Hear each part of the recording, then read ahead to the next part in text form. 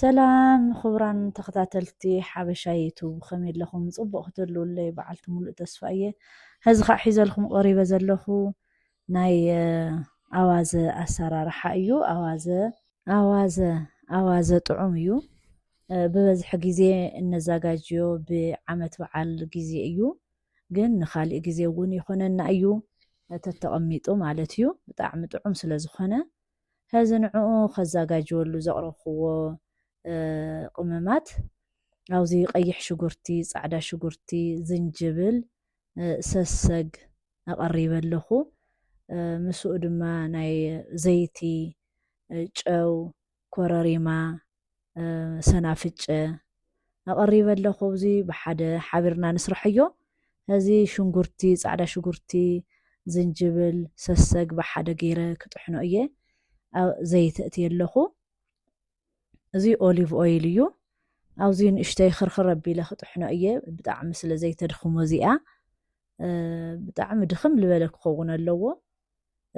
ላብ ናይ ጁስ መጥሐኒ ቀይረዮ ኣለኹ። ምእንታን ድኽም ዝበለ ክኸውን ክርካር ከይኾን ምስቲ በርበረን ሱንስ ልልበይኑ ከይኾን ማለት እዩ። ሕዚ ኣብዚ ሜስ ኣቐሪበ ኣለኹ። ሜስ ተልዩ ፅቡቅ እዩ። ተዘየለ ድማ ሰናፍጨ ትዘሎ ቅመማት ብጣዕሚ ጥዑም ስለ ዝኾነ ብኡ ጥራይ ክንጥቀም ንኽእል ኢና። እንደልዮ ዓቐን ያው ናይ ባዕልና ዓቐን እንእስ ኣቢልና ዲና ክንሰርሖ ኣብዚሕና ዲና ክንሰርሖ ያው ናይ ዓቐናት ባዕልና ኢና። ብዙሕ ተኮይኑ ናይቲ ቅመም እውን በዝሒ ክህልዎ ኣለዎ። ቢያንስ ብ5 ብ4 ማንካታት ብ6 ማንካታት ኢና ክንጥቀም ማለት እዩ። ሕዚ ኣብዚ ኣነ ቀሪበይ ዘለኹ ለለ በርበረ፣ ሰናፍጨ፣ ኮረሪማ ኣቐሪበ ኣለኹ።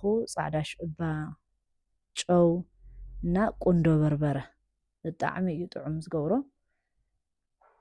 ሕዚ ኣብዚ ዕቅን ኣለኹ ብ5 ማንካ ዝኸውን ብናይ ፀብሒ ማንካ ዕብይ ዝበለ ማለት እዩ። እርገና ብ6 ማንካ ተጠቒመ ኣለኹ። ሓደ ማንካ ድማ ኮረሪማ፣ ሓደ ማንካ ሰናፍጨ ገይረ ኣለኹ። ገና ኣብዚ ፍርቂ ክውስኸሉ እየ ንምንታይ ከይንእሶ። ኣብዚ ቁንዶ በርበረ ገይረ ኣለኹ። ጨው ገይረ ኣለኹ። ያው ጨው ብናይ ባዕልና ኣመጣጥና ኢና ንገብር። ኣብቲ በርበረ ብዙሕ ተልይዎ ክንገብረሎ ይግባእ እዩ። እቲ በርበረ ንእሽተይ ተኮይኑ ጨው ግን ክነእቲ ንኽእል ኢና ማለት እዩ። ሕዚ ካብቲ ዝጠሓንክዎ ፃዕዳ ሽጉርቲ ዝንጅብላት ድማ 5 ማንካ ገይረ ኣለኹ። እዚ ብሓደ ሕውስውስ ክነብሎ ኢና። ካብቲ ሜስ እውን ክገብረሉ ኢለ እኒሀኹ። እቲ ሜስ እኳ ይዓቀንክዎ ዝሕል ዝበለ ልስልስ ዝበለ ናይ ገዛ ሜስ እዩ።